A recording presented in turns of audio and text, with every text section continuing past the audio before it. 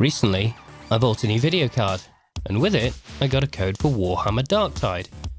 I hadn't bothered with the Vermintide games, assuming they probably weren't for me, but hey, free beer is free beer, right?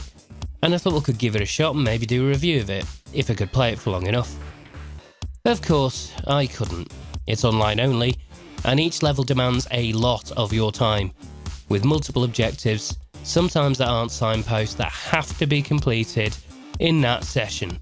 So being someone with limited time, it's not really possible for me to play this, and that's fine. After all, not everything has to be aimed at me. However, as time goes on, in the AAA sphere at least, less and less games are being aimed at people like me. But why is this? Why is AAA gaming leaving us behind? First of all, I just want to say, if modern AAA gaming is working out well for you, then that's brilliant. Maybe you have enough spare time to game for hours, in which case, this video probably isn't aimed at you, but you'll probably have fun with it anyway. In no way do I want to tell you you're wrong for enjoying what you enjoy. You're not. That said, let's define us. First, and most importantly, we love gaming. And have loved gaming since we were very small. That passion has not dwindled and continues with us to this day. However, we've got jobs or studying that take a lot of time. Add to that family and other commitments, and that boils down to us not having a huge amount of time to play games anymore. It's possible you're a free agent watching this thinking, I don't have time either. And to that I have to say,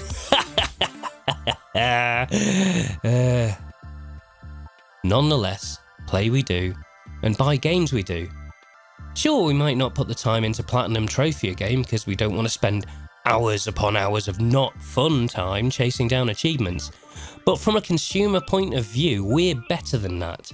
We're on to the next game. We've bought something else. That's who I mean by us. We have some spending power, we love games, we buy more games than the average person, especially those that games are normally aimed at. So why is the AAA games industry leaving us behind? Well, as I see it, there are a few reasons. Number one service to rule them all. A lot of AAA games are starting to aim towards the live service model. Because why continue making huge games that have a one-off cost for the user, plus potentially some DLC, when you can get the game out the door, reduce to a skeleton staff keeping the lights on and making a bit of new content, and sell battle passes and cosmetic costumes. If making money is your company's sole objective, you can see why you want to do this. Decrease costs, increase income. It's pretty disgusting, but that's capitalism for you. Cosmetic microtransactions aren't simply ignorable for some either. It can lead to peer pressure, such as kids in Fortnite using default as an insult. That will hit other kids hard. Do I give a toss if a kid calls me default? No. But I am far from a teenager. Of course, live service games are rarely worth playing. They're all full of busy work, and rarely is the actual gameplay loop actually worth bothering with. But really, it's the inability to pause and just leave that's the problem for us. Plus, we've seen the AAA industry attempt this before, and know they simply don't have the patience for actually implementing a live service through a rocky start. If it doesn't start paying dividends straight away, they just turn it off, making it an absolute nightmare for those who care about game preservation. We know, we have a few dead soldiers and unplayables in our library these days. But generally, dislike of live services aside, what these companies want is someone who is going to play this 24/7 and log in for daily rewards, etc. and take about a year to realise they're not actually having fun. In that time, they want them to buy hats and gold guns and no. Number 2, buffet gaming. With the likes of Game Pass and PS Plus Platinum around, a number of people are choosing to use them as their games libraries. And if your game is a tight, well-written 15-hour campaign, what's going to happen when the player is finished and its time on Game Pass ends? Nothing. They'll play something else. But if your game is a multiplayer grindathon which exploits addictive behaviour, then when it comes off Game Pass, they'll want to buy it to keep those dwindling dopamine hits coming. So if you want a game to succeed financially on Game Pass, You either have to charge for in-game extras or make something that exploits vulnerable people. And those games don't leave room for a quality game loop or the ability to rest whenever you need. So when you can see that the monetization landscape of gaming is shifting quite considerably, you can see how the target audience shifts. It moves away from the traditional person who buys a game to a person who will get horribly addicted to it and throw their money at its markets through methods like FOMO or peer pressure. And those people don't want the same things as we do, where original mechanics and plot and ludo narrative and atmospherics all matter. It's more about the dinner bell ding of a match win or a level up. The grinding for the gear, the being seen to play. It's just not me. You see, a live service is demanding of your time. Even the most dedicated gamer with tons of free time can only really dedicate themselves to one or two. And with more and more popping up and getting axed just as quickly, people are staying away in their droves and sticking to tentpole titles that have proven themselves, like Destiny 2, Fortnite, Warframe, and all of those don't even have a price of entry. Number 3, conservatism. Because of the cost and time sink involved in creating games these days, you're going to see a lot of sequels and rip-offs, and companies doing a gold rush when someone makes something popular. Also, if all you have to do is create some large maps and a multiplayer system, that's an awful lot easier than creating worlds and stories and new mechanics and AI, so they can be churned out an awful lot more quickly.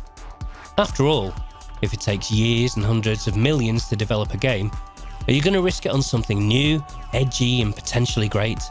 Or are you going to release Boring as Bollocks 12? Because Boring as Bollocks 1 to 11 sold really well. We don't just want another identikit sequel. We want fresh blood. And anyway, the cost and time sink is their own fault. They kept making bigger and bigger and more detailed and using that as a selling point. I mean, what would you prefer? Some nice new mechanics or realistic horse testicle physics? Number 4, CEOs, investors, and the business. The AAA space isn't in the business of making games anymore. It's in the business of making money.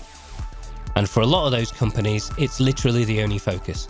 They only care about the quality of the product in so much as it will affect sales. If it didn't affect sales, these companies would happily churn out worthless, unplayable turds and not bat an eyelid. It's why they're currently throwing words around like mega brands. If they can bring out a yearly new version of Game X and make a shed load of money, they'll happily do that until the sun expands and swallows the earth. Management also kills quality in other ways.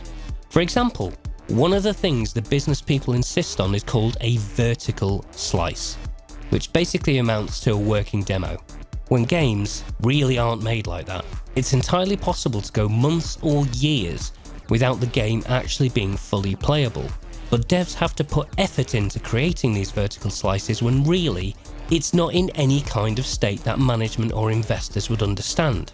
So basically, systems end up being commented on or dropped before they're actually ready to be looked at.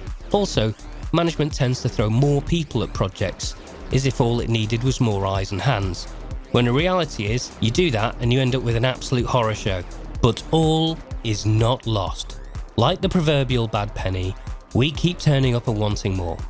So every so often, AAA Gaming throws us a bone and suddenly finds it sells. Then they completely ignore that information and try to create another live service that they shut down within a year. Yeah, well done lads. Outside the AAA space, we are being served extremely well by the indie market. There are a plethora of high quality, tight experiences with great mechanics and fresh ideas that are coming out frequently. And that's where the good stuff is. It appears as though the game industry has gone a lot like the music industry after they found out they could just manufacture artists and call that done.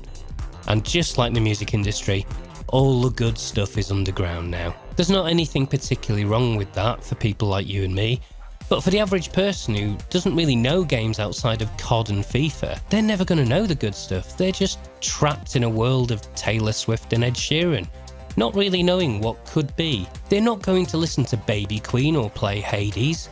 By the way, You should absolutely do both of those things. In fact, sod it, do both at once. Yeah! So how can AAA game quality be fixed? Number 1, let developers develop games.